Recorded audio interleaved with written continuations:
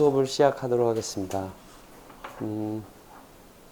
지난 그 렉처 노트 올려놓은 거 보면 렉처 노트 1, 2를 했고요. 오늘부터 이제 렉처 노트 3를 나갈 예정이고, 우리가 렉처 노트 2에서 이제 디지털 통신으로 넘어가는 이 나이퀴스트 샘플링 티오렘에 대해서 여러분들이 잘 이해를 했을 거라고 봅니다. 이제 그 렉처 노트 3는 뭐냐면 Introduction to Digital Communications and Deterministic Signal Analysis예요. 그러니까 디지털 통신에 대한 소개와 뭐냐면 랜덤 시그널에 대한 분석이 아니라 디터미니스틱 시그널에 대한 어널리시스를 배울 것이다 라는 거죠. 그리고 나서 디지털 모듈레이션에 대해서 배울 거고요. 그러니까 렉처 노트 3가 끝나면 렉처 노트 4에서는 디지털 모듈레이션에 대해서 배울 겁니다. 모듈레이션의 다양한 기법들에 대해서 배울 예정이고요. 아마 그리고 나서 렉처 노트 5에는 이제 뭘 배우냐면 랜덤 프로세스에 대해서 배우게 됩니다. 그러니까 지금은 디터미니스틱 시그널 어널리시스인데 렉처 노트 5에서는 랜덤 시그널 어널리시스에 대해서 배워야지만 그 다음 걸 나갈 수가 있어요. 그런 식으로 해서 랜덤 시그널 어널리시스를 배우고 나면 리시버 디자인하는 방법을 배울 겁니다. 수신기는 어떻게 설계되는지, 조금 전에 말한 변조 기법은 송신기는 어떻게 설계되는지 이야기해요. 송신기는 어떻게 설계되는지. 랜덤 프로세스는 왜 배워야 되냐면 채널이 랜덤한 성격을 일으키기 때문에 배우는 거예요. 그 다음에 이제 리시버를 배우게 되는 겁니다. 그런 순으로 하고 아마 중간고사는 그 변조 트랜스미터와 그 다음에 랜덤 프로세스의 어느 정도까지 그 정도까지 아마 공부를 하고 시험을 볼 예정입니다. 자, 오늘은 그래서 렉처 노트 3에 있는 주제인 뭐냐면 Introduction to Digital Communications, Digital Communications and Deterministic Signal Analysis,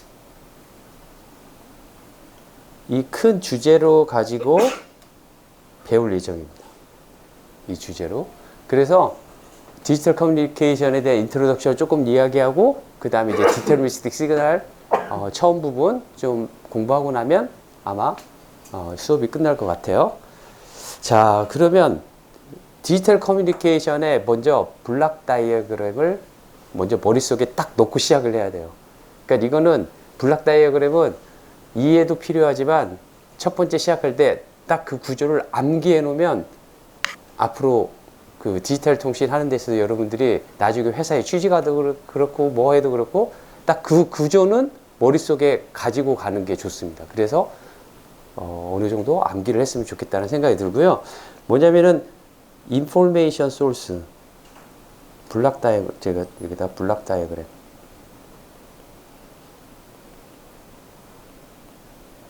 이라고 쓰고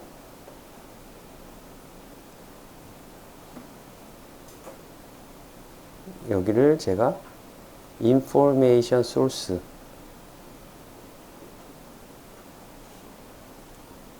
그래서 여기에서 바이너리 bit을 읽어 드린다. 여기서 화살표는 뭐냐면은 제가 전송이 된다 그 뜻이 아니라 그때도 말했듯이 USB에 있는 플립플랍에 있는 메모리 소자에 있는 바이너리 비트를 읽어 드린다 라는 뜻에서 화살표가 있는 거예요. 그렇죠? 이렇게 읽어 드리면 첫 번째로 하는 게 무엇이냐면 디지털 통신에서는 이제 이거 하나하나 설명을 해줄게요. 소스 인코더라는 걸 하고요. 그 다음에 채널 인코더라는 걸 하고요. 채널 코딩 또는 채널 인코딩. 그러면 여기는 아직도 비트 형태가 나오게 되고, 그 다음에 이 바이너리 비트를 프로파게이션 하기 위해서 전기적 신호로 변환시키는 이 역할을 하는 거가 디지털 모듈레이션이죠. 디지털 모듈레이션. 그렇죠? 그 다음에 채널, 우리 채널에 대해서 제가 많이 이야기를 했었죠. 채널을 통과하고 이제 이 반대로 하는 거예요.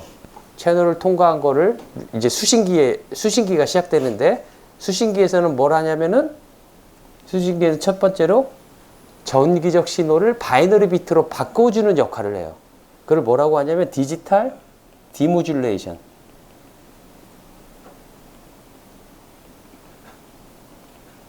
디지털 디모듈레이션. 그 다음에 채널 디코더. 그 다음에 소스 디코더. 그 다음에 아웃풋 트랜스듀서. 그러면 아웃풋 시그널.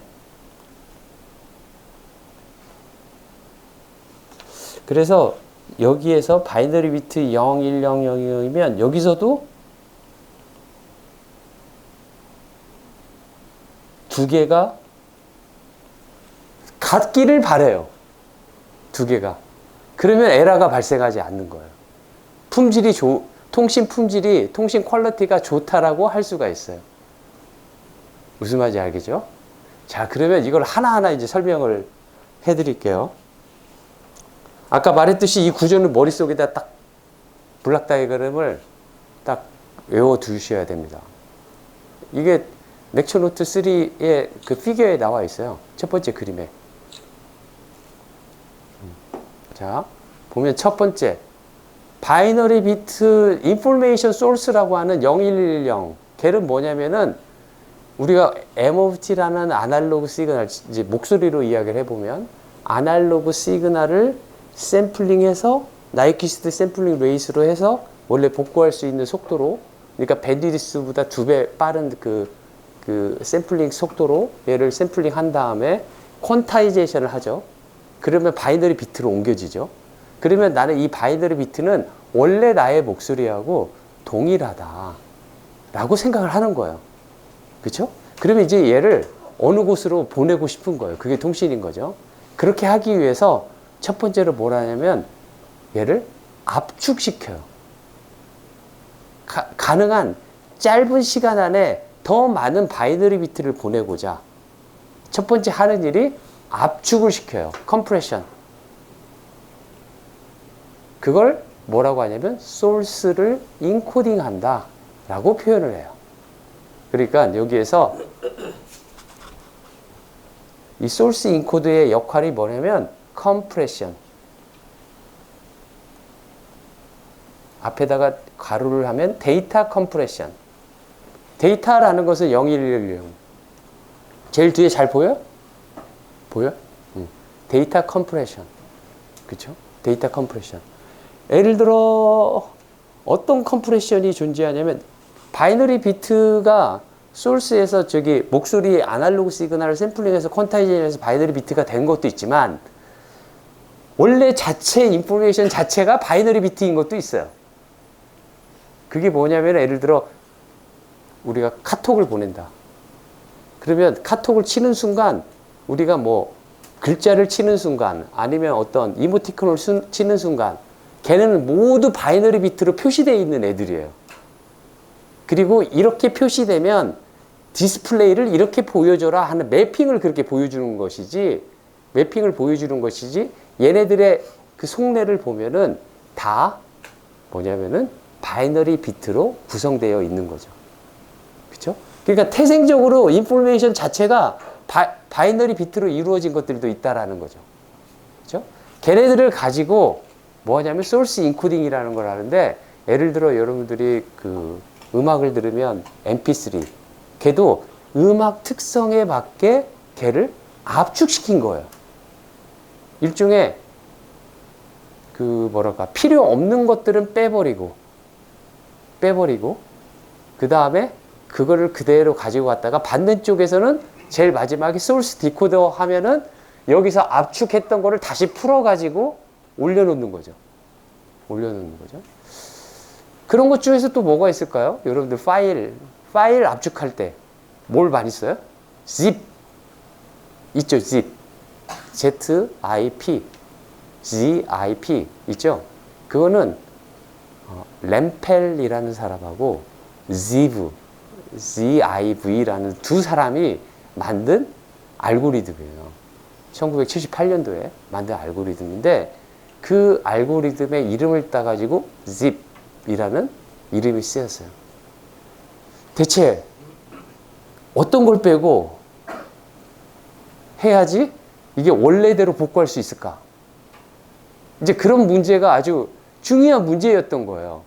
그 1970년대, 80년대, 90년대 아직까지도 데이터들은 예를 들어 우리가 보는 비디오 시그널에 뭐 억스로 끝나는 파일도 있고 MP4로 끝나는 파일도 있고 여러 가지 비디오 시그널에 대한 AVI 파일도 있고 여러 가지 그 파일들이 있잖아요. 확장자명들이. 걔네들은 뭐냐면 이런 식으로 컴프레션에 대한 그 방식에 따라서 그 확장자가 다 달라져요. 그러면 소스 디코더에서도 뭘 해야 되냐면 그 얘네들을 압축했던 방식을 알아가지고 그 방식에 역방향적으로 해야 돼요. 예를 들어 소스 인코더에 이런 방법을 한번 생각을 해보세요. 제가 예제로 하나 들어볼게요. 뭐가 있냐면 제가 이제 소스 인코더를 자세히 설명 안 할 거기 때문에 그냥 말로만 설명할게요. 이제 여러분들이 관념적으로만 이해를 하시면 됩니다. 뭐가 있냐면 책 한 권을 책이 이제 다 ABC 우리가 그렇게 해봅시다. 대문자 알파벳, 소문자 알파벳, 그 다음에 얘네들로만 구성되어 있다라고 합시다. 스페이스나 여러 가지 뭐 콤마, 피리어드 뭐 그러한 것들은 다 무시해버리고 알파벳 대문자와 소문자로만 구성되어 있다. 아니 그래도 소문자도 뺍시다. 다 대문자로 이루어졌다고 해봅시다. 책 한 권이. 그러면 이 책 한 권은 뭐 소문자 그런 것들 나중에 확장하면 되는 거니까 이해를 위해서 26개의 알파벳으로 이루어져 있는 거죠. 그쵸? 26개의 알파벳으로 이루어져 있는데 얘네들을 바이너리 비트로 나타내고 싶어요. 바이너리 비트로. 그쵸? 그러면 몇 개의 바이너리 비트가 필요할까요? 4개? 바이너리 비트 4개면 16개를 표현할 수가 있겠죠. 0000을 A라고 놓고 제일 마지막 1111을 뭐라고 넣느냐 16번째 알파벳에서 해야 될 거야. 이거 모자라잖아요. 모자라니까 뭐 어떻게 하냐면 5개 비트가 최소한 필요하겠죠. 그쵸? 그러면 몇 개의 알파벳을 표시할 수가 있을까요? 5개니까 몇 개? 32개. 32개의 알파벳이 필요한 거죠. 그쵸? 그래서 26개만 필요한데 32개니까 6개는 지금 안 쓰이는 바이너리 시퀀스인 거죠. 그쵸? 그러니까 전체적으로 보면 이거를 좀 줄일 수 있는 방법이 없을까? 그런 생각을 해요. 그래서 생각한 게 뭐냐면 A부터 Z까지 컴퓨터가 쭉 알파벳을 쭉 읽어요. 그 다음에 A가 몇 개 나오는지를 카운팅을 해요. B가 몇 개 나오는지, 그 다음에 마지막 Z가 몇 개 나오는지 카운팅을 해요. 그 다음에 뭘 하냐면 봤더니 X, 그 다음에 Z, 그 다음에 또 뭐가 있을까요? Q. 얘네들은 별로 안 나와요. 별로 안 나오고 제일 많이 나오는 걸 봤더니 A, E, I, O, U 이런 것들이 많이 나와요. 그래서 얘네들 일렬로 쭉 내세워요. 제일 많이 나온 것부터 제일 적게 나온 것까지. 그 다음에 어떻게 할 거냐면 제일 많이 나오는 거는 바이너리 비트 0, 1 예를 들어. 원래는 아까 5개 비트였잖아요. 5개 비트 가지고 균등하게 우리가 줄 거잖아요. 근데 그렇게 안 하고 제일 많이 나오는 거는 바이너리 시퀀스를 1비트 또는 2비트로만 만드는 거예요. 그리고 반대로 제일 적게 나온 애는 5개 비트가 아니라 한 10개 비트로 만들어줘요. 10개 비트로.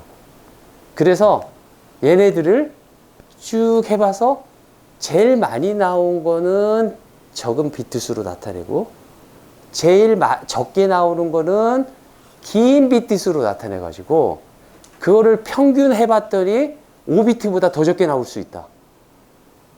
평균 해봤더니. 전체적으로 해봤더니 그 분포도가 크다라면 Z는 정말 하나, 뭐 X 같은 경우는 전체 책 뭐 2만 자짜리 글에서 한 뭐 5개밖에 안 나오는데 얘는 다른 A나 E는 거의 뭐 3,000번, 4,000번 나오는데 내가 똑같이 5비트를 어사인 한다는 거가 전체적으로 보면 너무 비효율적인 거예요. 그래서 적게 나온 거는 확률적으로 적게 나오는 거는 긴 비트 수를 어사인하고 많이 나오는 거는 최대한 비트 수를 적게 나오게끔 하고 그렇게 하는데 조건이 하나 뭐냐면 그렇게 해놓고 나서 받는 사람이 리커버가 가능할 수 있도록 그런 룰을 만들면 되죠. 룰을 만들면 되죠. 그래서 아까 말했던 A가 제일 많이 나오는데 내가 거기를 룰을 어떻게 만들어야 하냐면 얘를 0 또는 1 그렇게 한 비트로 하지 말고 0, 1 이렇게 놓는 거예요. 그 다음에 나오는 거는 0, 0, 1 또는 0, 1, 1 이렇게. 그래서 어떻게 만들고자 하냐면 끝에서 1로 끝나면 나는 단어가 끝났다. 라는 그런 그 약속을 만들어 놓고 그거를 예를 들어 zip라고 표시를 한다면 전체적으로 우리가 돌려보면 그거가 맞더라 라는 겁니다. 그러니까 맞더라라는 게 뭐냐면 원래 데이터보다 원래 데이터에서 표현할 수 있는 그 바이너리 비트 수보다 더 적게 표현할 수 있더라 라는 뜻이에요. 그렇게 해서 만든 거가 소스 인코더예요. 금방 했던 말을 뭐라고 하냐면 프로버빌리스틱한 소스 인코딩을 했다라고 그래요. 우리가 그 파일 zip 누르잖아요. zip 누르면 조금 시간이 걸려요. 처음에 바로 안 되잖아요. 시간이 뭐냐면 파일을 처음부터 끝까지 바이너리 비트 걔를 쭉 읽는 거예요. 쭉 읽어서 대체 뭐가 제일 많이 나왔지? 그러면 나는 여기다가 어떻게 바이너리 비트를 어사인 해야 되지? 그리고 나서 그 어사인 규칙을 테이블로 만들어 가지고 zip 제일 머리 앞에다가 내가 만든 테이블은 이거야 라고 만들어 주는 거야. 그 다음에 그걸 우리가 언지핑 하려면 딱 누르잖아요. 그럼 언지핑 하는 프로그램 안에 뭐가 들어가 있겠어요? 테이블 보고 그 테이블대로 다시 비트를 원래대로 복구하는 거야. 무슨 말인지 알겠죠? 그래서 확률적 접근 방식으로 소스를 컴프레션 한다 라는 거가 정통적 인코딩 방식이었어요. 그러다가 90년대에 들어가면서 왜 90년대냐면 90년대부터 처음으로 핸드폰이 쓰이기 시작했어요. 90년대부터. 제가 이제 90학번인데 그때도 핸드폰 없었고 군대 갔다 와서 대학 졸업할 때 되니까 핸드폰 가지고 있는 학생들이 조금씩 나타났어요. 근데 그때는 다 2G, 여러분들 지금 5G, 4G 쓰는데 그때 2G 썼거든요. 그때부터 뭘 했냐면은 그리고 나서 그때 또 뭘 했냐면 MP3가 막 유행했어요.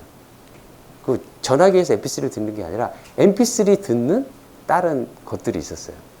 근데 MP3라는 것도 뭐냐면 음악에 가장 적합하도록 컴프레션한 방법이 MP3였던 거예요. 걔네들한테 zip을 적용할 수가 없어요. zip을. 우리는 이 메모리 안에다가 최적으로 얘를 저장하고 싶거든요. 그 다음에 뭐가 나오냐면 핸드폰으로 비디오를 보기 시작하는 거예요. 3G부터 그랬어요. 3G부터 동영상을 핸드폰으로 볼 수 있었던 시기에는 3G부터 그랬어요. 그러니까 핸드폰으로 동영상을 봐야 되는데 우리는 빨강, 더 빨강, 더 빨강, 그걸 핸드폰에서 구별하기에는 너무나 무리스러운 거예요. 그래서 빨강, 더 빨강, 걔네들 다 빨강으로 봐. 그리고 그렇게 압축을 해. 원래 데이터를 보면은 얘네들이 색깔이 1024개가 아니라 정말 수만 가지, 예를 들어 만 가지 이상의 색깔로 분배해도 그 색깔의 약간의 차이를 다 표현할 수 없겠지만 우리 눈에는 이미 여러분들이 256개 컬러에 되게 익숙해져 있단 말이죠. 컴퓨터 화면으로 보면. 근데 실제 자연에 뭔가 실제 상황하고 이게 비슷한 것 같은데 실제 상황에 보면은 좀 다른 것들이 있죠. 그건 뭐냐면 그 다른 색깔들이 눈이 감지하는 거죠. 하지만 핸드폰이 여러분들의 셀폰이 그거를 감지하지 못하는 게 아니라 그렇게 압축을 시켜 놓은 거예요. 비디오 시그널 그런 것들 또는 사진 JPEG이라든지 뭐 PNG라든지 뭐 TIFF라든지 그런 여러 가지 그러한 모든 파일들은 그 데이터의 성격에 맞게끔 얘를 zipping하지 않고 얘네들 성격에 맞게끔 압축을 시켜 놓은 일종의 알고리즘이에요. 알고리즘. 핸드폰에 쓰이는 그 동영상 압축 코딩 방식은 H.264라는 어떤 특별한 코딩 방법이 써요. 그게 압축 기법이에요. 압축 기법. 근데 이제 압축 기법은 지금으로서는 뭐 거의 뭐 해볼 때까지 해봤다라고 말을 하고 있어요. 이것도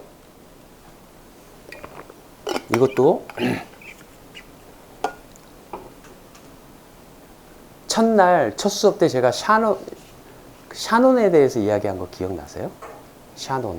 샤논이라는 사람이 디지털 통신을 다 세워놨는데 그 사람의 1948년에 첫째 논문의 첫째 티오렘이 뭐냐면 원래 데이터가 있는데 이 데이터를 어디까지 컴프레션 할 수 있다. 그러니까 100%인데 80%까지 아니면 89%까지 이 딱 바운더리 여기까지 컴프레션 할 수 있고 이 이하로 하면은 너 데이터 원래대로 복구 못해. 딱 그거를 첫 번째 티오렘으로 그 샤논이 세워놨어요. 그 방법들은 알아서 찾아들 보고 이론상으로는 이래. 그게 첫째 논문이에요. 그래서 1948년부터 지금까지 계속 완벽한 샤논 바운드를 지키기 위한 거기에 어치브하기 위한 이 컴프레션 방법들이 계속해서 연구를 해오고 있어 왔죠. 있어 왔는데 지금은 거의 뭐 다 그 바운드에 다 근접해 있는 그러한 컴프레션을 쓰이고 더 나아가서는 그런 것들을 로스리스 그러니까 원래대로 100% 복구하는 걸 로스리스 컴프레션이라고 하는데 조금 잊어버려도 괜찮아. 예를 들어 빨강 더 빨강 그거 괜찮아. 그냥 빨강으로 해. 그리고 원래대로 복구할 때 빨강 더 빨강 구별 못하고 그냥 빨강으로 해. 그렇게 하는 걸 로시 컴프레션이라고 해요. 우리가 하는 여러분들이 보는 거는 거의 로시 컴프레션이에요. 하지만 데이터 예를 들어 문서 같은 경우는 로시 하면 안 돼요. 그런 걸 로스리스예요. 무슨 말인지 알겠죠? 그래서 그런 걸 ziv. 그런데 동영상은 아닌 거죠. 동영상은 로시한 동영상들이 많고 점점 로스리스로 가려고 하는 것들이 4K, 8K 그런 것들이 계속 나오잖아요. 걔네들이 조금 더 이제 실제 로스리스에 가까워지려고 하지만 여전히 로시인 거죠. 자, 이게 소스 인코딩입니다. 그래서 첫 번째 블락은 끝났어요. 소스 인코딩 끝났어요. 그 다음에 제일 마지막에 소스 디코딩이 있는 것도 알겠죠. 그렇죠? 그 다음에 이제 채널 인코딩이라는 게 있어요. 채널 인코딩. 여기서 보면 중간에 여기까지가 트랜스미터이고 여기까지가 트랜스미터이고 여기서부터가 리시버예요. 트랜스미터를 TX라고 주로 많이 쓰고 리시버를 RX라고 이렇게 표현을 해요. 그런데 트랜스미터와 리시버가 있는데 중간에 채널이 있어요. 채널의 예제는 뭐가 있다고 그랬죠? 채널의 예제로 뭐가 있냐면 노이즈. 열만 우리가 뭘 보낼 때 얘네들은 다 전기적 장치에 의해서 움직이는데 예를 들어 선풍기를 틀려고 해도 우리가 파워 꼽듯이 얘네도 통신을 하려면은 전기가 들어가요. 파워가 들어가야 돼. 파워가 들어가는데 파워가 들어가는 순간 예를 들어 선풍기를 누르는 순간 그 안에서 소리가 난다든지 미세하게 아니면은 어디를 만졌더니 전기가 뜨끔한다든지 그런 우리가 이해하지 못하는 노이즈가 발생해요. 걔네는 아직까지 그냥 미지의 세계, 그냥 랜덤하게 돌아가는 물리적 현상 그렇게 규명을 못했기 때문에 그래서 그 랜덤하게 그 값들이 발생하더라. 여기 때문에 랜덤 노이즈고 전압을 가하면 발생하는데 걔네들이 그러니까 전압이라는 걸 뭘로 해석하냐면 열 발생이라고 생각해요. 전압을 발생하니 열이 뜨거워지고 만지면 뜨거워지죠. 전압이 발생하니까 전기기구가 뜨거워지고 그 뜨거움을 방지하기 위해다가 뭔가를 덮여 써가지고 그 뜨거움이 발열되지 않도록 만든 거지만 그 안에는 뜨거운 거죠. 그 뜨거움에 의해서 발생하는 노이즈다라고 해가지고 서멀 노이즈라는 게 발생을 해요. 그러면 얘가 역할이 뭐냐면은 내가 디지털 모듈레이션으로 해서 0을 뭐 플러스 A, 2를 마이너스 A 그렇게 펄스로 보냈는데 노이즈가 섞여가지고 0이 1처럼 보이고 바이너리 비트 1이 0처럼 보이고 그러니까 즉 마이너스 A로 보낸 펄스가 플러스 A 볼티지로 보일 수도 있고 플러스 A로 보낸 거가 마이너스 A처럼 보일 수도 있어요. 그럼 받는 사람 입장에서 그런 거죠. 이게 마이너스 A를 보낸 거야. 플러스 A를 보낸 거야. 마이너스 A를 보내면 나는 1이라고 말할 테고 플러스 A처럼 보이면 바이너리 비트 0이라고 말할 텐데 중간에 있는 거야. 마치 내가 여기 그 빨간 공, 파란 공을 앞 사람한테 주고 저기 뒷사람한테 하나씩 넘기는데 중간에서 있는 사람들이 막 거기다가 낙서하고 그 색칠을 하는 거예요. 그래가지고 제일 뒤에 있는 사람이 받았을 때 이게 빨간 공인지 파란 공인지 헷갈리는 거예요. 마치 그런 거예요. 그러면 0이 1로 내가 판정을 해버리거나 바이너리 비트 2를 0으로 판정해버리면 어떤 일이 발생하냐면 우리가 소리를 들었을 때 이상한 소리가 들리거나 비디오를 봤을 때 얘가 깨져서 보인다거나 그런 일들이 발생하는 거예요. 그런 일들이. 그런 거를 뭐라고 할 거냐면 비트의 오류가 났다라고 말할 거예요. 우리는 화면 깨졌네? 아니면 소리가 이상하네? 그 안에는 뭐냐면 바이너리 비트가 제대로 전달되지 않았네? 라는 소리하고 똑같아요. 무슨 말인지 알겠죠? 그러니까 바이너리 비트가 제대로 전달되지 않았네? 그거를 한 단계 더 엔지니어스럽게, 통신 엔지니어스럽게 말하면 빗 에러가 커졌다. 그러면 그걸 빗 에러 레이트라고 말하거든요. 비트 에러 레이트가 커졌네? 그렇게 말을 해요. 예를 들어 목소리 같은 경우는 10의 마이너스 3승 비트 에러 레이트면 우리가 듣는데 별로 차이를 못 느낀다고 그래요. 10의 마이너스 3승. 그 다음에 동영상 이런 거는 10의 마이너스 뭐 5승이라고 말하는 사람도 있고 10의 마이너스 6승이라고 말하는 사람도 있어요. 그러니까 100만 번 중에 하나가 에러가 난다라면 그 정도는 우리가 보는데 문제 없어 라고 말하는 거죠. 그렇죠? 문서 같은 경우는 뭐라고 말하냐면 10의 마이너스 12승의 비트 에러 레이트 정도면 이거는 완벽한 그 통신이다라고 말할 수가 있어요. 문서를 읽고 얘를 어딘가 보내느라고 했었을 때. 예를 들어 하드디스크 있잖아요. 우리들이 막 뭐 쳐가지고 저장. 그러면 하드디스크에 저장이 되는데 그 하드디스크에 저장될 때 어떻게 되냐면 아까 처음에 말했듯이 바이너리 비트로 표시된 얘네들이 플립플랍에 딱딱딱딱딱 저장되는 거야. 그게 무지하게 빠르게 저장되는 거죠. 그쵸? 이 저장되는 과정도 통신이에요. 이 안에 옵티컬로 되어 있는 그 신호들이 막 그 플립플랍들을 찾아가지고 거기까지 도달하는 거가 통신이에요. 그러면 저장된 게 제대로 저장이 되어야 되겠죠. 그래서 거기에는 또 미니멈 10의 마이너스 12승이 또 requirement예요. 무슨 말인지 알겠죠? 데이터마다 조금 다르지만 왜 에러가 날까? 왜 에러가 날까? 이유는 딱 하나예요. 채널에서 발생하는 노이즈 때문이다. 그것만 아니면 에러가 날 이유가 없는 거예요. 노이즈 때문에. 그렇죠? 노이즈가 일으킨다. 채널에서 발생하는 노이즈 때문에. 그걸 이동통신으로 가면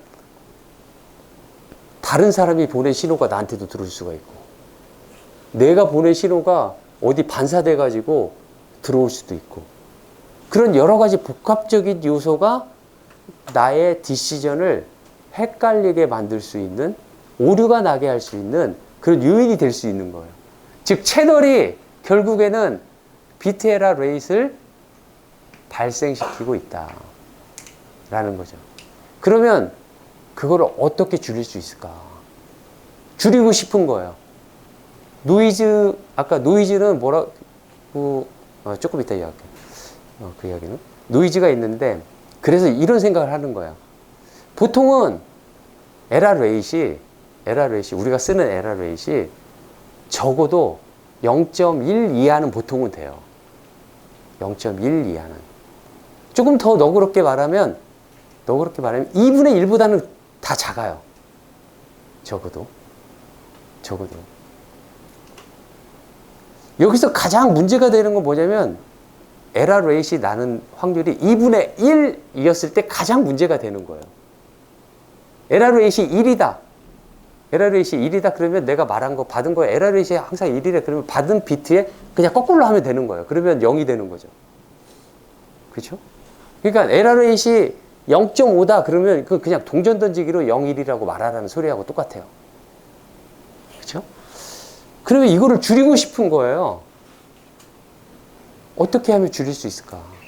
그래서 생각한 거가 뭐냐면 반복해서 보내자. 어떻게 하냐면 바이너리 비트 0을 보내는 대신에 0, 0, 0 3개 보내는 거예요. 바이너리 비트 1 보내는 대신에 1, 1, 1 3개 보내는 거예요. 그러면 받는 쪽에서는 적어도 확률이 0.5 이하니까 뭐라고 할 거냐면 바이너리 비트 3개를 보냈는데 이 3개는 0 하나 대신에 리피티션해서 보낸 거잖아요.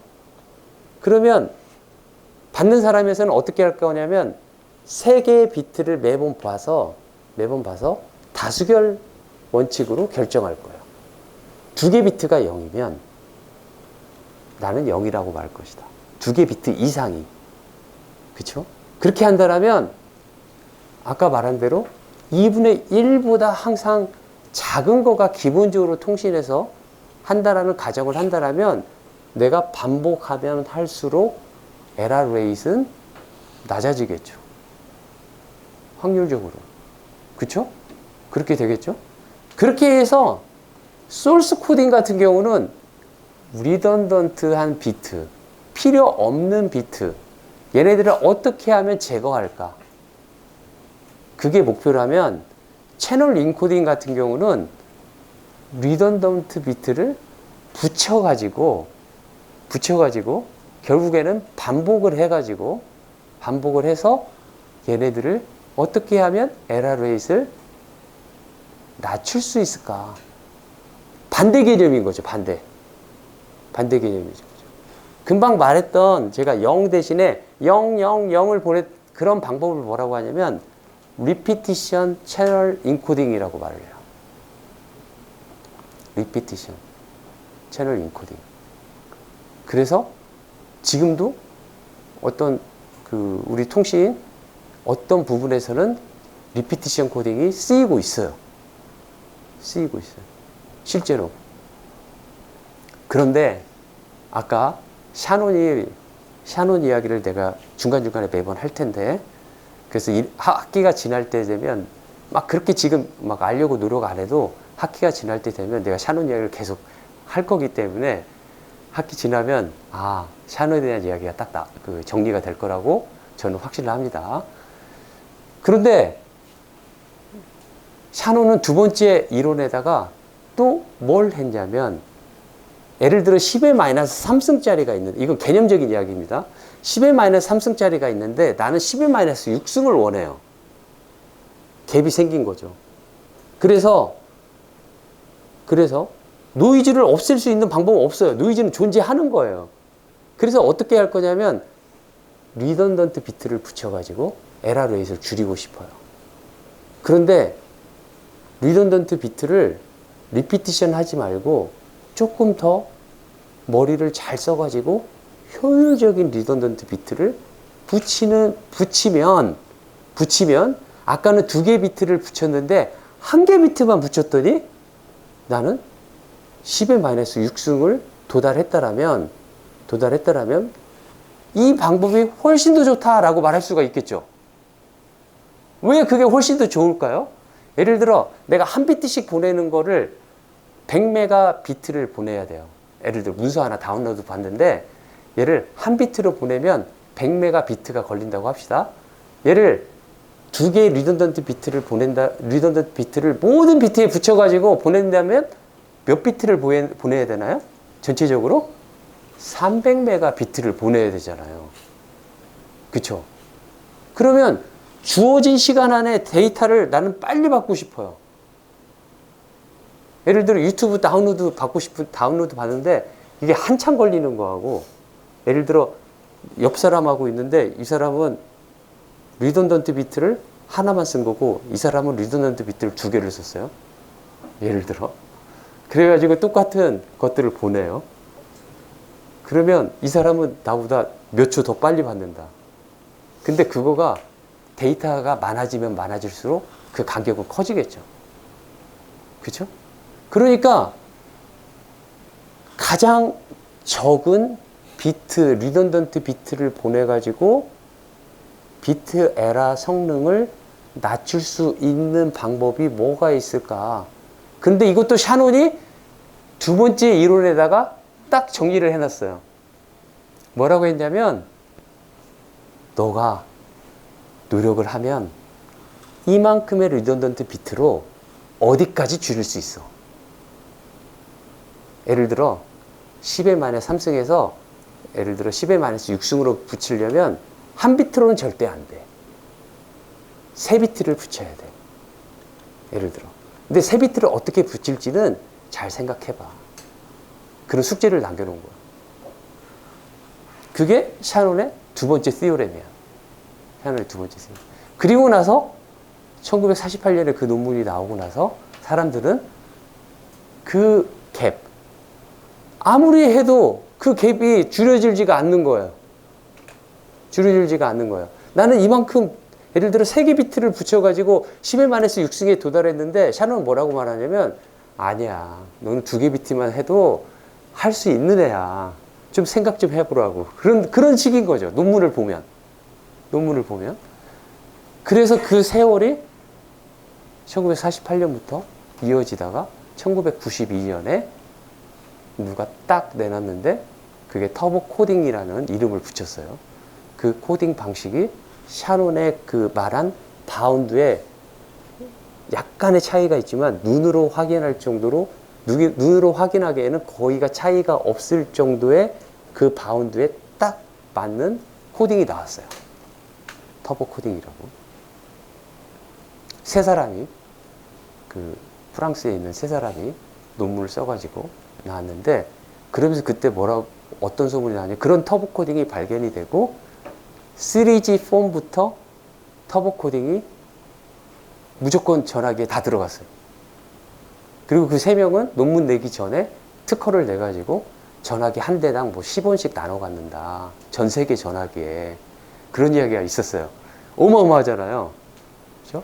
근데 3명 중에 2명은 일찍 죽었을 거예요, 아마. 무슨 일 때문에. 일찍 죽고. 그랬었는데, 그러고 나서 그 샤논의 말한 그 바운드에 근접한 채널 코딩 방식이 여러 가지가 나오기 시작하는 본물처럼. 그 중에서 LDPC 코딩이라는 Low Density Parity Check 코딩이라는 그런 방법도 많이 쓰이고 여러 가지 방법들이 쓰이고 있고 지금도 그걸 연구하는 사람들이 있어요. 어떤 측면에서 연구하냐면 터보 코딩 진짜 실제 써보니까 얘가 약점이 있어. 그런 것들이 발견되는 거야. 어떤 약점이면 첫 번째, 너무 복잡해. 하드웨어 서킷으로 얘를 만들려니까 얘가 너무 복잡해요. 얘를 구현하는 거. 두 번째로 뭐가 있냐면 만약에 에라가 덤탱이로 나면 그러니까 예를 들어 그 터널 예전에는 터널 안에 들으면 통신이 안 됐어요. 지금 갭 필러라고 해가지고 그 밖에서 받은 걸 이 터널 안에서 이어받아가지고 통신을 하게끔 만드는 것들이 나온 지가 그렇게 오래되지가 않아요. 한 10년도 안 됐을 거예요.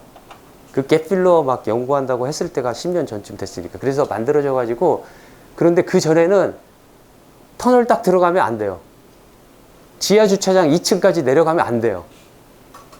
거기서 막히는 거예요. 무슨 말인지 알겠죠? 그러면 다시 위로 올라가서 통신하면 일종의 엄청난 불락이 날아가 버린 거잖아요. 통신에 있어서. 그렇게 불락 에러가 났을 때 되게 약한 점이 있어요.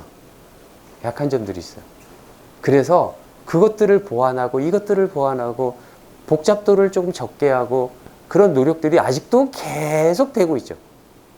계속되고 있고 새로운 그런 채널 코딩 방식이 나오면 이걸 이제 표준 단체에서 고민을 해요.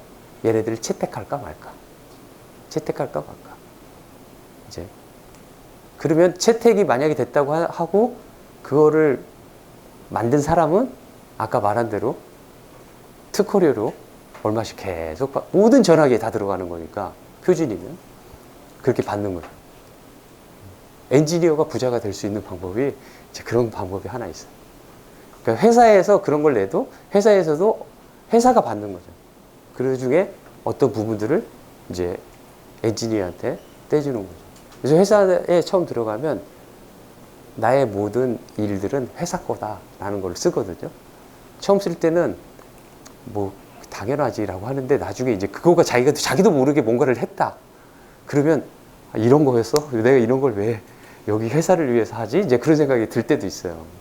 근데 어쨌든 간에 그러한 것들이 이제 엔지니어들이 하는 일들이고 두 번째 엔지니어들이 하는 것들은 걔네들의 원리들을 잘 이해해서 걔네들을 만드는 일을 하는 것도 중요한 일이에요. 왜냐면 너무 복잡해가지고 그걸 이해하는 것도 어려울 수 있다라는 거죠. 그렇게 소스 인코딩과 채널 인코딩은 어떻게 보면 다른 의미적으로 하나는 리던던시를 없애고 하나는 리던던시를 붙여서 소스 인코딩은 뭐냐면 소스 인코딩은 데이터 레이트를 1초당 몇 비트를 보내는가 그게 효율적인 거죠. 소스 인코딩을 하면 그쵸? 반면에 채널 인코딩은 뭐냐면 비트 에러가 얼마일까 여기에 관심이 많은 거예요. 여기에 비트 에러가 얼마큼 줄어들 수 있을까 거기 플러스 뭐냐면은 리던던트 비트를 최소한으로 붙이고 싶은 거죠. 왜 최소한으로 붙이고 싶을까요? 많이 붙이면 데이터 레이트가 느려지기 때문에. 그쵸? 자, 그런 일을 하는 거가 채널 인코딩이다라는 거죠. 채널 인코딩. 여러 가지 방법들이 있는데 이 방법들에 대해서 소스 인코딩과 채널 인코딩을 배우는 과목이 있어요. 과목이 있는데 그래서 아까 말한 그 바운드 어떻게 구하고 막 채널 인코딩의 바운드를 어떻게 구하고 되게 이쪽으로 계속 생각해보면 대체 그걸 어떻게 구하지? 궁금할 수 있는데 그거는 4학년 1학기에 정보 및 부호화 이론이라는 수업이 있어요. 주로 허준 교수님이 강의하시는데 거기에서 그 내용을 배워요. 제가 옛날에는 그 강의를 제가 했었어요. 허준 교수님보다 제가 학교에 한 3년 일찍 왔는데 한 3년 동안 제가 강의했다가 그렇게 됐습니다.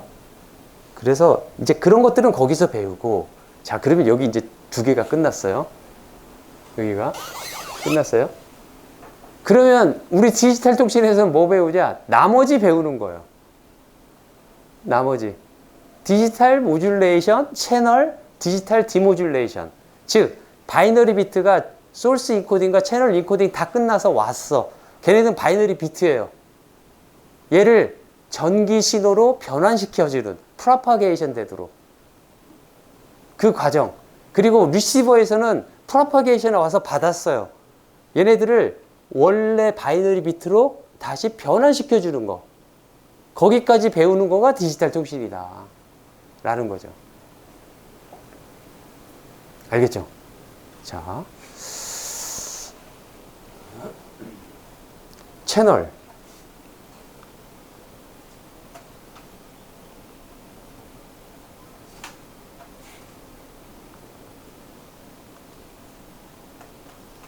채널에는 첫 번째로 뭐라고 했냐면 AWGN 채널. 두 번째는 ISI 약자는 인터심볼 인터피어런스 채널.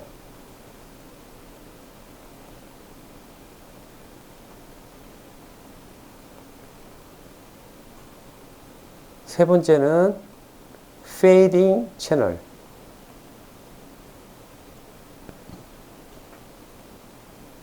이렇게 배우는데 이걸로 다 설명이 돼요.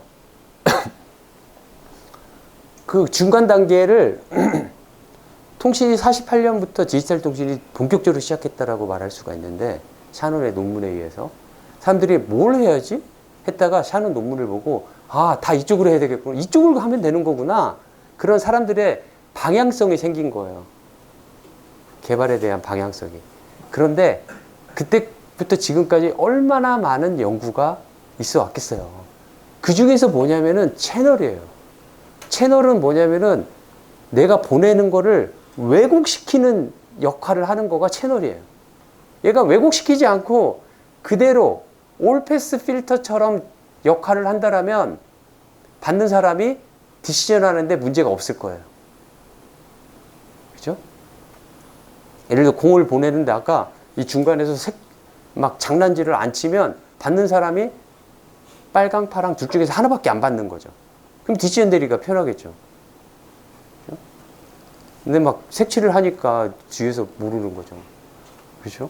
그런 역할을 하는 거가 노이즈다 라는 거죠. 그런데 세 번째 건 페이딩 채널은 뭐냐면은 4학년 1학기인 이동통신 모바일 커뮤니케이션에서 이때 배우게 돼요. 우리 수업에서는 이 2가지를 배우게 돼요. ISI 채널은 거의 중간고사 끝나고 아마 종강하기 한 3주 전부터 배울 거예요, 아마. 종강하기 3주 전부터. 그리고 그 전까지는 다 AWGN 채널만 다룹니다. 가장 기본적이면서 가장 중요한 채널이라고 말할 수가 있어요. 그렇죠? ISI 채널을 또 다른 말들이 있는데 뭐라고 하냐면 밴드 리미티드 채널이라고도 말을 해요.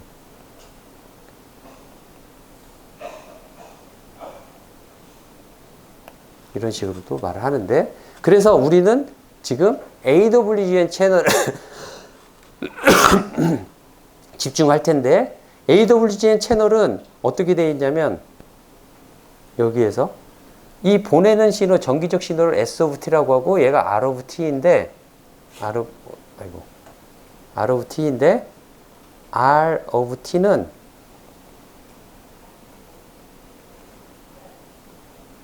AWGN 채널에서. 그래서 내가 SOT를 보내는데 모델링은 아주 간단해요.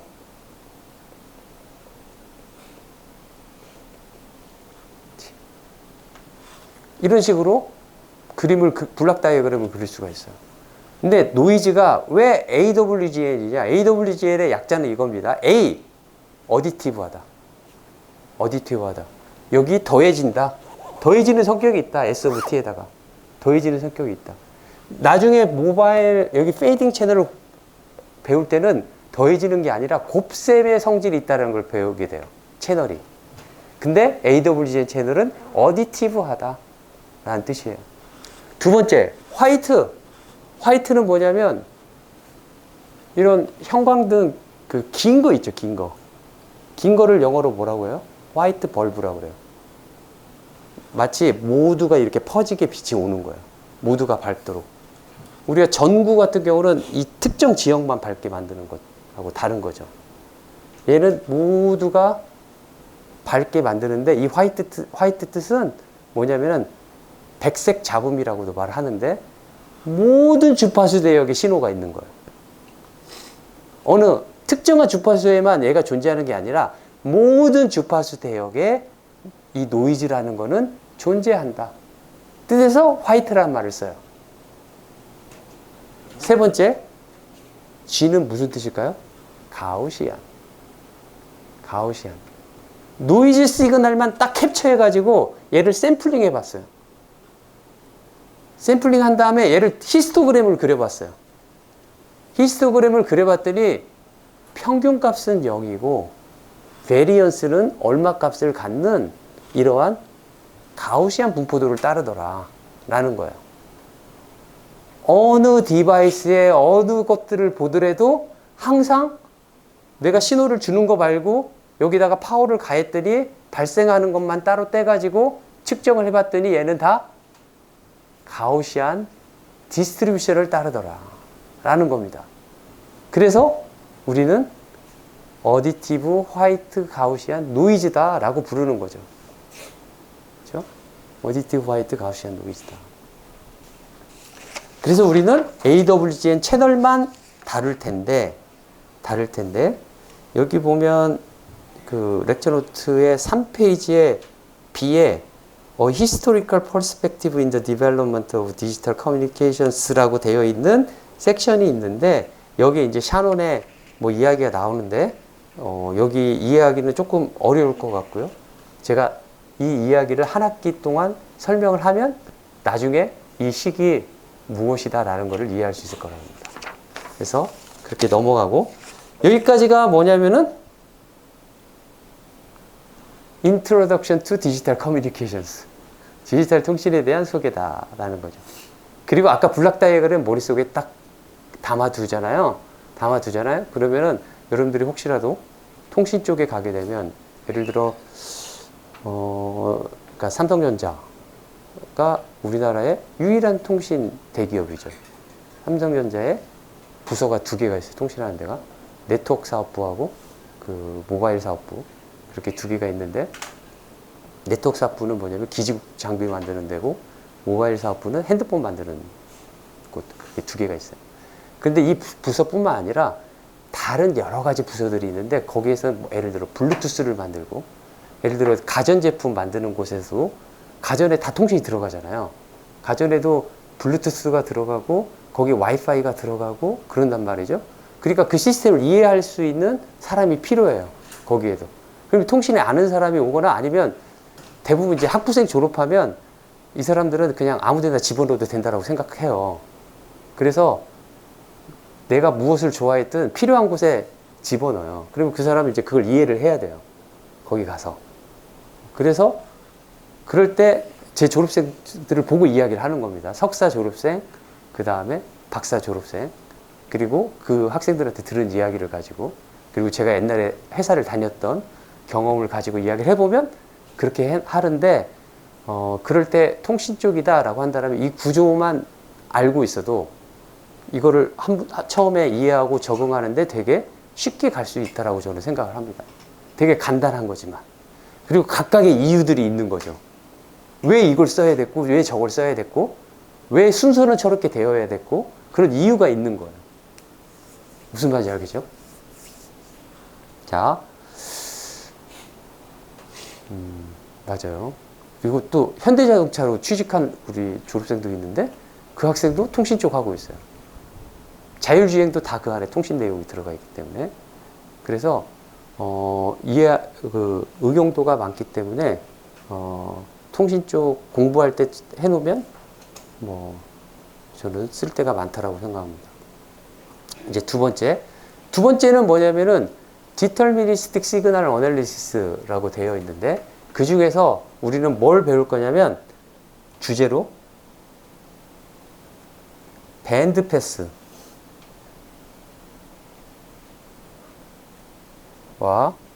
로우 패스,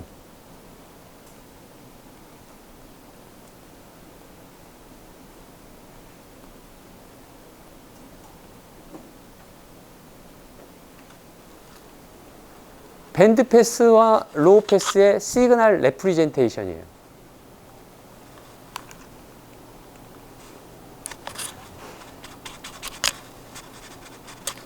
안 나네.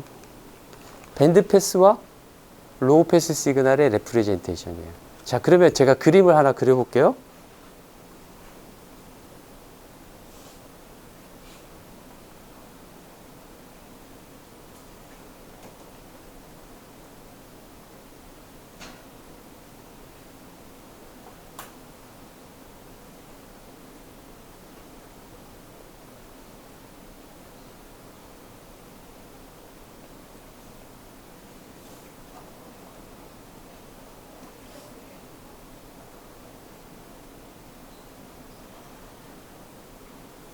제가 이렇게 세 개의 그림을 그려놨어요. 1번, 2번, 3번. 자, 1번은 로우 패스 시그널일까요? 밴드 패스 시그널일까요? 그냥 그림만 보고 여러분들 느낌대로 말하면 돼요. 저기에 뭐 막 심오한 뭐가 있지 않아요. 뭐 같아요? 그렇죠. 1번은 로우 패스 시그널이라고 그래요. 제로 프리퀀시를 기준으로 해서 시그널 그 스펙트럼이 많이 있으면 우리는 로우 패스 시그널이라고 말을 해요. 자, 2번은 뭘까요, 그러면? 밴드 패스 시그널. 3번은 밴드 패스 시그널. 그쵸? 이렇게 돼 있죠? 그러면 여기서 또 한 가지 말해 볼게요. 1번 시그널은 컴플렉스 시그널일까요? 아니면은 리얼 시그널이었을까요? 응? 뭐였을까요? 딱 보면 말하려고 하는데 내가 쳐다보면 입을 갑자기 닫는 것 같아요. 뭐일 것 같아요? 1번. 컴플렉스 시그널이었을, 그러니까 얘를 인버스 프리 트랜스폼 하면 리얼 시그널로 나올까요? 컴플렉스 시그널로 나올까요? 컴플렉스 시그널로 나오겠죠? 왜? 스펙트럼이 시메트릭하지 않기 때문에. 그쵸? 그쵸? 그래서 1번을 뭐라고 하냐면 로우 패스 시그널인데 컴플렉스 시그널이다. 컴플렉스 로우 패스 시그널. 이렇게 말을 할게요. 컴플렉스 로우 패스 시그널.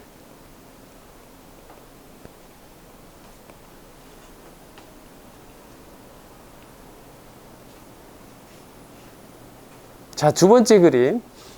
두 번째 2번 그림은 여러분들이 다 밴드 패스 시그널이라고 말했고 그 말이 맞습니다. 0에서 떨어져서 있는 거죠. 그쵸? 0에서 떨어져 있는 거고, 얘는 어쩌면 저렇게 될 수 있는 거가 원래 베이스 로우 패스 시그널이 있는데 얘에다가 코사인 2파이 FCT를 곱하면 양쪽으로 FC-FC만큼 프리퀀시 시프트를 시켜줘가지고 그러한 로우 패스 시그널에다가 코사인 2파이 FCT를 곱한 거가 가 있는 애라고 생각을 해도 되는 거죠. 그쵸? 그러면 이 시그널은 제가 양쪽을 같게 그리려고 했는데 조금 다르게 보일 수 있지만 같다라고 생각을 하시고, 그러면 이 시그널 같든 안 같든 이 시그널은 밴드 패스 시그널인데 컴플렉스 시그널일까요? 아니면은 리얼 시그널일까요? 저거 자체가, 저거 자체만. 2번, 저 밴드패스 시그널을 인버스 프리에 트랜스폼하면 리얼 시그널로 나올까요? 컴플렉스로 나올까요? 이거 조금 어려워졌나? 리얼 시그널. 그쵸. 리얼 시그널. 그쵸? 왜냐면 양쪽이 시메트릭하니까. 간단해요. 프리에 트랜스폼 봐가지고 앰플리튜드 스펙트럼을 그려서 이븐 시메트릭 하면은 뭐냐면은 리얼 시그널이에요. 페이즈는 분명히 아드 시메트릭 할 거예요. 리얼 시그널이. 자, 그럼 이제 3번 갑니다. 3번. 그리고 2번에서 쟤를 만약에 로우 패스 시그널을 코사인 2파이 FCT 곱해가지고 양쪽으로 간 거라면 원래 로우 패스 시그널, 원래 로우 패스 시그널이 존재할 거잖아요. 걔는 파지티브에 있는 밴드패스 컴포넌트와 네거티브에 있는 밴드패스 컴포넌트를 이렇게 양쪽으로 오면은 두 개가 더해져 가지고 2배가 된 모습으로 존재해요. 걔는 컴플렉스일까요? 리얼일까요? 어렵지 않아요. 뭐냐면 리얼 시그널이에요. 왜냐하면 얘네들이 시메트릭하니까 얘를 이렇게 같이, 여러분들 호목에 있잖아요. 코사인 2파이 FCT에다 코사인 2파이 FCT 2번 곱해가지고 스펙트럼 그려보라는 거 있을 거예요. 그래가지고 나의 원래 시그널을 그 로패스 필터로 통과시키면 원래 시그널을 얻을 수 있다. 그런 문제가 있을 거예요. 했더니 얘는 똑같은 거가 시메트릭한 거 와가지고 더해지니까 시메트릭 하겠죠. 그쵸? 자, 3번은 어떨까요? 3번도 마찬가지예요. 어떠한 컴플렉스 시그널이 있는데 얘를 코사인 2파이 FCT를 어떠한 타임 시그널이 있는데 얘를 코사인 2파이 FCT를 곱했더니 양쪽으로 가 있는 애라고. 그래서 밴드패스 시그널이 돼버린 거죠. 이 시그널은 현재 컴플렉스 시그널일까요? 리얼 시그널일까요? 이것도 리얼 시그널이에요. 왜냐면 얘네 둘이가 시메트릭하기 때문에. 조금 얘는 더 이 차이를 보고 아니다라고 그런 말 하지 말고 저는 이제 똑같이 그리려고 노력했던 겁니다. 그래가지고 얘는 리얼 시그널이다 라는 거죠. 그쵸? 그런데 얘를 이쪽으로 데려오면 즉 2번 같은 경우 여기 가운데를 중점으로 해서 양쪽이 시메트릭해요.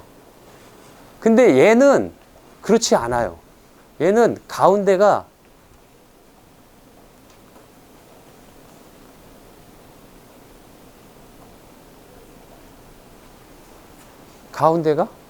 달라요. 그래서 원래 시그널의 로우 패스 시그널은 달라질 수 있어요. 원래 컴플렉스 시그널이 코사인 2파이 FCT를 곱했더니 얘가 리얼 시그널이 된 경우일 수도 존재한다라는 거죠. 그렇죠? 자, 이렇게 말을 하겠는데 이제 여기 그림에서 제가 이렇게 말을 할게요. 뭘 말하냐면 밴드패스 빼고 로패스 시그널을 가지고 이야기를 하는데 어떻게 말하냐면 얘를 보면 이렇게 말할게요. 얘는 x 플러스 f, 이 부분을 x 플러스 f라고 말하고 이 부분을 x 마이너스 f라고 말할게요. 그렇죠? 얘도 마찬가지로 이쪽을 x 플러스 f라고 말하고 이쪽을 x 마이너스 f라고 말할게요. 그렇죠?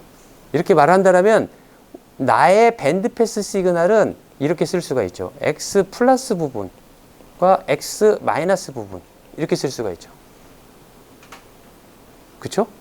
그러면 x 플러스 f는 뭐라고 쓸 수가 있냐면 원래 나의 x 오브 f에다가 유닛 스텝 펑션을 곱한 거 똑같다라고 쓸 수가 있겠죠. 포지티브한 것만 보는 거니까. 그렇죠? 그 다음에 내가 또 뭘 할 거냐면 얘를 이쪽으로 옮겼을 때 x 플러스 f를 여기에다가 만약에 이렇게 하면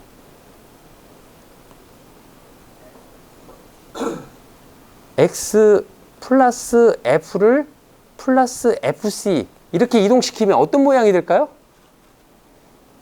이 시그널은 어떻게 될까요? x 플러스 f를 저렇게 디파인 했잖아요. 그러면 x 플러스 여기 x 플러스 여기다가 f 마이너스가 아니라 플러스 fc면 어떻게 될까요? 이 뜻은 이거를 이쪽으로 옮겨라 라는 뜻이 되겠죠. 그래서 얘는 이런 모양이 될 겁니다. 그렇죠? 이런 모양이 될 겁니다. 얘도 마찬가지예요. 얘는 2번, 얘는 3번. 얘도 옮겨라 라고 한다면 이렇게 될 거예요. 이렇게. 여기가 제로고 얘가 x 플러스 f 플러스 fc다. 이렇게 쓰겠다라는 거죠.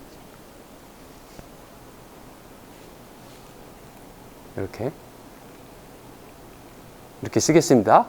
우리가 그렇게 표현을 하자라는 거예요. 그렇죠? 그 다음에 그래서 x 플러스 f가 포지티브에 있는 건데 얘를 fc 이렇게 한 거를 나는 뭐라고 말할 거냐면 표시를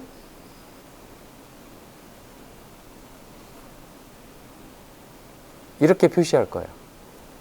여기 밑에 L자를 썼어요. 그리고 한 가지 더, 하나 더 할 거예요. 이건 데피니션이니까, 나의 표시에 대한 데피니션이니까 내가 내려놓기 마음대로 내가 다 할 수 있어요. 다 할 수 있는데 나중에 얘네들을 다루는데 편한 방식으로 데피니션을 내릴 거예요. 그러니까 나중에 수식을 얘네를 막 다루는 데 있어서 처음과 끝이 말이 되도록 얘네들을 데피니션을 만들고 싶은 거예요. 디파인을 하고 싶은 거예요. 그래서 나는 얘를 2배를 할 겁니다. 2배. 이거를 뭐라고 말할 거냐면, equivalent low pass signal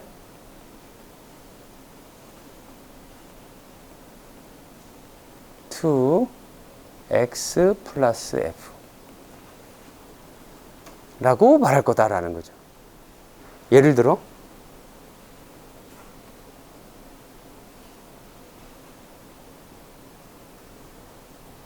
그리고 여기를 제가 fc 여기를 마이너스 fc 0 얘는 리얼 시그널이에요. 그쵸? 양쪽이 시메트릭 하니까. 자, 이 시그널의 이퀴밸런트 로우 패스 시그널을 그려 보시오. 그러면 어떻게 될까요?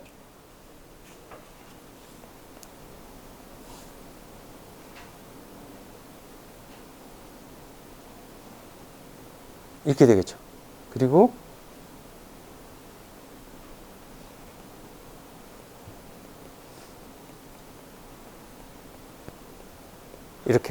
이렇게 쓸 수 있겠죠. 그쵸? 이퀴밸런트 로우 패스 시그널을 정의를 이렇게 내리겠다라는 겁니다. 그렇죠? 자, 그래서 이퀴밸런트 로우 패스 시그널 저는 그 단어를 계속 쓰겠습니다. 다음에 요걸 한번 봅시다. 이거는 이거라고 그랬어요. 그쵸? 자, 유닛 스텝 펑션. 그러면 얘는 어떻게 될 거냐면 x of t에다가 conjugate 그 다음에 u of 프리의 인버스 트랜스폼 u of f 이렇게 되겠죠. 그쵸? 컨볼루션 이렇게 되겠죠. 그렇다면 이제 이거를 알아야 되겠어요. 그래서 얘가 타임 시그널에서는 그러니까 여기서 참 x 플러스 t 이 파지티브 이거는 눈으로 명확한데 얘를 타임 시그널로 변형시키면 얘는 대체 어떤 모양일까? 그걸 알아내고 싶은 거예요. 알아내고 싶은 거예요. 그런데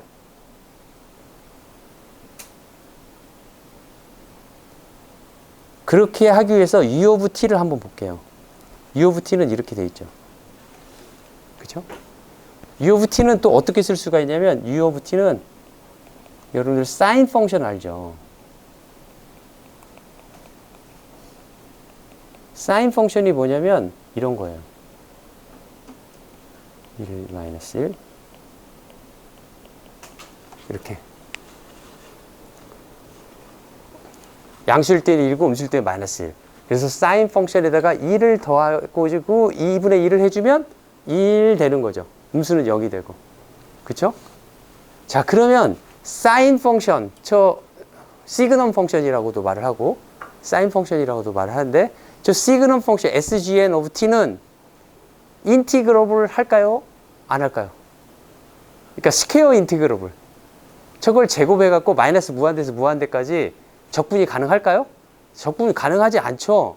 U of t도 적분이 가능하지 않아요. 그쵸?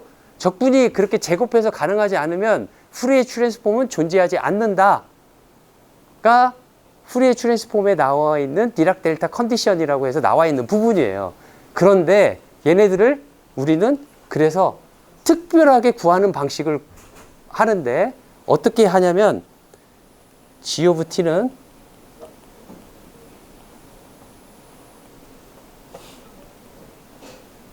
이렇게 디파인을 내려요. 그러면 얘는 뭐라고 쓸 수가 있냐면 이 그림을 그려보면 여기가 1이고 제가 이렇게 점점점 하면 얘는 이렇게 하나 있고 얘는 마이너스 1이라고 한다면 마이너스 1에서 이렇게 돼 있어요. 이 함수가 G of t예요. G of t. 그리고 A를 0으로 보내서 G of t를 구하면 이게 바로 사인 펑션이에요.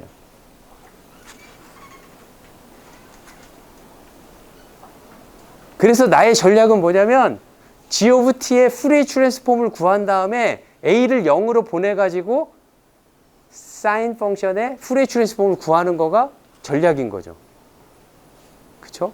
그렇게 해서 구한 다음에 U of F를 구한다면 어떻게 하면 되냐면 사인 펑션에다가 2를 더한 다음에 후리에 트랜스폼 한 거에다가 후리에 트랜스폼은 리니어 오퍼레이션이기 때문에 더한 거는 그대로 또 더해지니까 더해가지고 2분의 1을 곱하면 또 구할 수가 있는 거예요.